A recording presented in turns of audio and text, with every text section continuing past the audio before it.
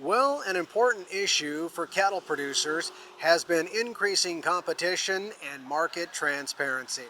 And this week, the USDA launched the Cattle Contract Library Pilot Program designed to help provide new disclosure to the industry and public regarding the key terms, conditions, and volumes under which cattle are contracted. Here at the Cattle Industry Convention in New Orleans, NCBA Senior Director of Government Affairs Tanner Beamer talked with me about their efforts to get cattle producers more information and help them be more profitable. Essentially what that library does is it allows producers to see the types of contracts that are offered by packers to cattle feeders for the procurement of fed cattle. And ultimately that will allow them to look at some of the options that are out there and say, hey, you know, my cattle meet the qualifications and standards for this particular program, and I see that that program gets a premium when it comes time to sell to the packer. Maybe that's something that I want to take the time and enroll in so that I can get that extra dollar for those higher quality cattle that I'm raising.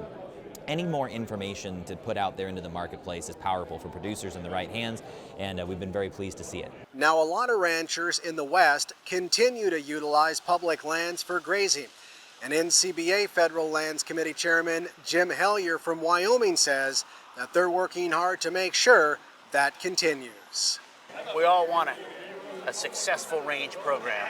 A successful range program is something that shares, obviously you have a permittee agency relationship, all working towards functioning systems, good grass, clean water, and of course a relationship between the regulated and the regulator. Wild bison are also being talked about here in New Orleans this week as the Montana Stock Growers Association hopes to bring more attention to their lawsuit involving the BLM and the American Prairie Reserve in north central Montana.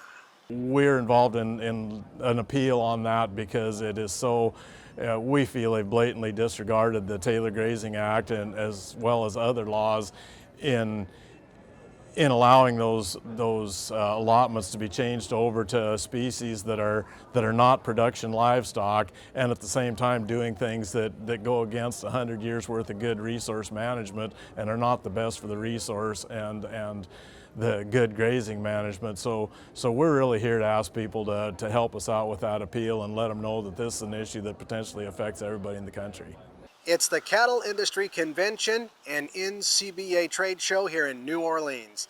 For more of our coverage, please visit us online at westernagnetwork.com or check us out on Facebook and Instagram.